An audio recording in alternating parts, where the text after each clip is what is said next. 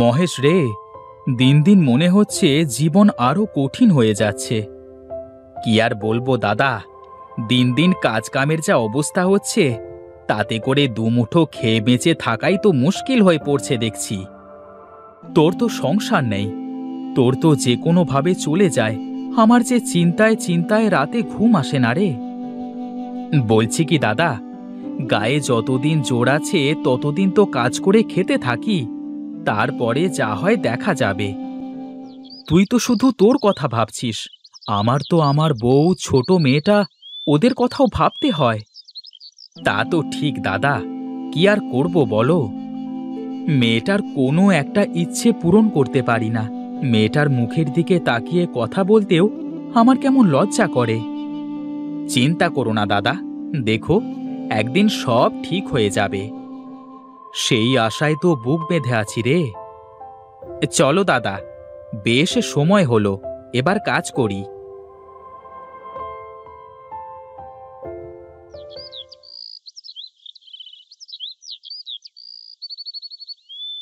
মহেশ, ও মহেশ! কর্তা বোধ হয় ডাকে রে মহেশ। আজ্ঞে কর্তা। আয় আয়, এইদিকে ছায় আয় আয়, খেয়ে নে দুজনে। চলো দাদা, কয়টা খেয়ে নি। কর্তা খাবার নিয়ে চলে এসেছে। চল চল, কটা খেয়ে নি আগে। এই নে, খাবারগুলো খেয়ে নে। তোরা খাবার খা, আমি একটু জমি থেকে ঘুরে আসি। ঠিক আছে কর্তা, ঘুরে দেখে আসেন। ঠিক আছে, তোরা খেতে থাক।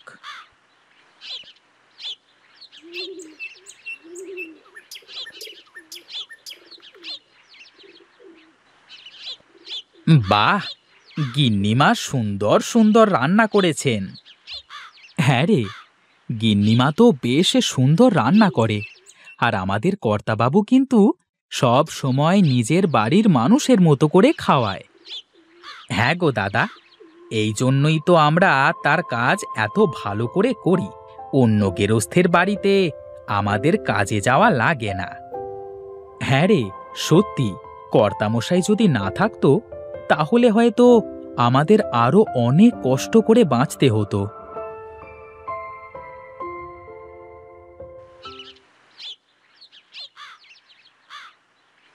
কি রে, এত তাড়াতাড়ি খাওয়া শেষ হয়ে গেল তোদের? কর্তা, হ্যাঁ, গিন্নিমার হাতের রান্না খেয়ে পেটটা একদম ভরে গেছে। তোর গিন্নিমা তো তোদের খুব ভালোবাসে। আগে কর্তামশাই, গিন্নিমা যে আমাদের কত ভালোবাসে তা বলে বোঝানো যাবে না।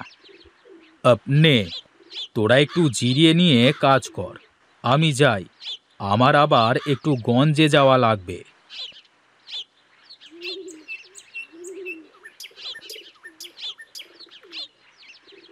দাদা, কাজ তো শেষ হয়ে গেল, চলো বাড়িতে যাওয়া যাক। হ্যাঁ হ্যাঁ, চল চল, বাড়িতে যাই।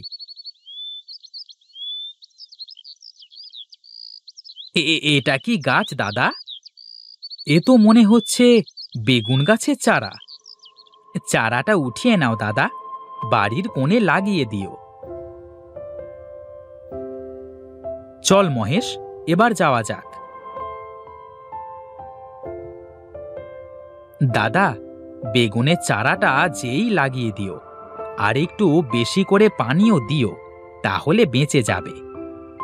ঠিক আছে, চল চল, বাড়িতে তো আগে যাই।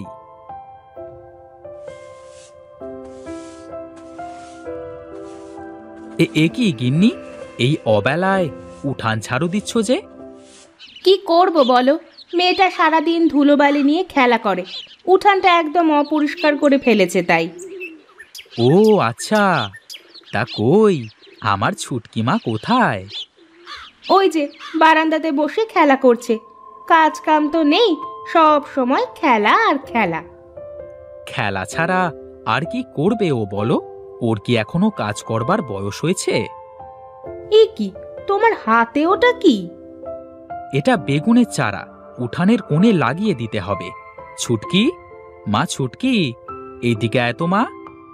ছুটকিকে দিয়ে আবার কি করবে?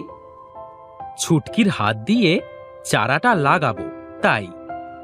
ওরে বাস রে, মেয়ে আর বাপের যে কি সব কাণ্ড কারখানা! ও তুমি বুঝবে না গিন্নি। হ্যাঁ বাবা, বলো। এই নে মা, বেগুনের চারাটা উঠানের কোণে কোথাও পুঁতে দে দেখি, আমি পানি নিয়ে আসছি।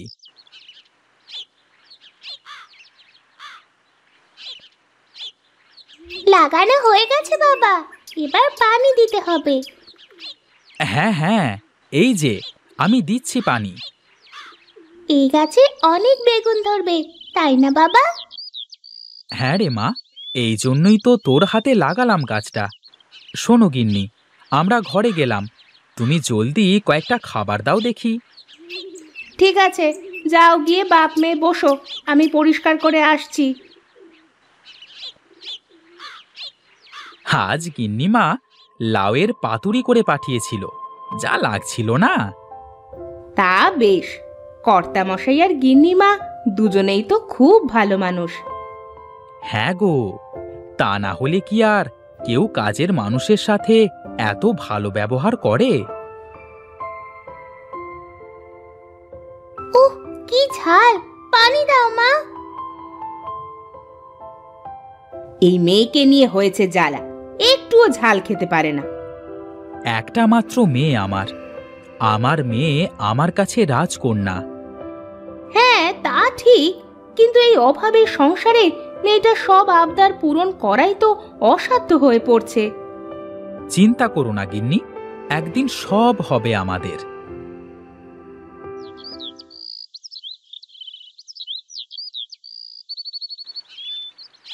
ও হিরুদা, হিরুদা! আরে মহেশ, এত সকাল সকাল চলে এসেছিস? হ্যাঁ গো দাদা, আজ একটু সকাল সকাল কাজ করে বাড়ি ফিরতে হবে, আমার আবার ওবেলায় একটু গঞ্জে যাওয়া লাগবে। আরে ছুটকি মাঝে, কেমন আছো মা? ভালো আছি রে মা। চল চল যাই তাহলে।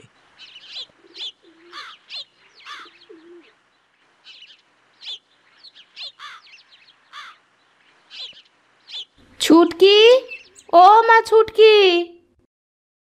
এই যে মা, আমি এখানে। ওখানে কি করিস মা? বেগুন গাছে পানি দিচ্ছি মা, দেখে যাও গাছটা কত বড় হয়ে গেছে।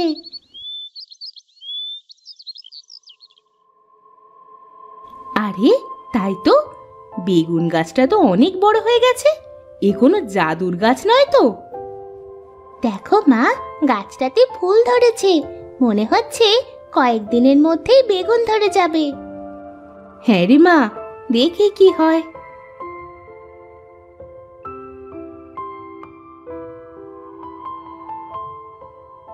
গিন্নি, ও গিন্নি, কোথায় তুমি? এই তো গো, আমি। এদিকে এসো একবার, দেখো দেখো, গাছে কত বড় বেগুন ধরেছে।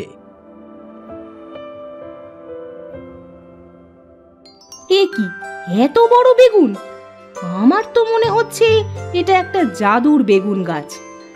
কি যে বলো গিন্নি, বেগুন গাছ আবার জাদুর হয় নাকি?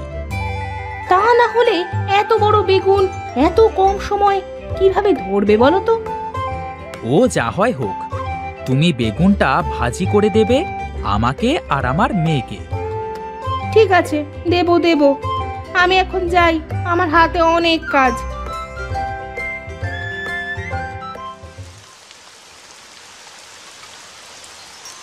কি, এত বড় বেগুন ভাজি? হ্যাঁ রে মা, আমাদের গাছের বেগুন এটা। বাহ বাহ, এই বর্ষার দিনে গরম গরম বেগুন ভাজা খেতে বেশ ভালোই লাগবে। হ্যাঁ হ্যাঁ, ঘরে কিছুই ছিল না, তাই দেখলাম এই বর্ষার মধ্যে কি দিয়ে কি রান্না করব, তাই গাছ থেকে বেগুনটাই পেড়ে ভেজেছি। ভালোই করেছো, ঠান্ডার মধ্যে গরম বেগুন ভাজি ভালোই হয়েছে। বেগুন ভাজা তো আমার খুব পছন্দ মা। হ্যাঁ, তাই তো ঝাল কম দিয়ে ভেজেছি, যাতে করে আমার লক্ষ্মী মা ভালো করে খেতে পারে। তুমি অনেক ভালো মা। নে মা, নে। এখন আর কথা না বলে গরম গরম খেয়ে নে।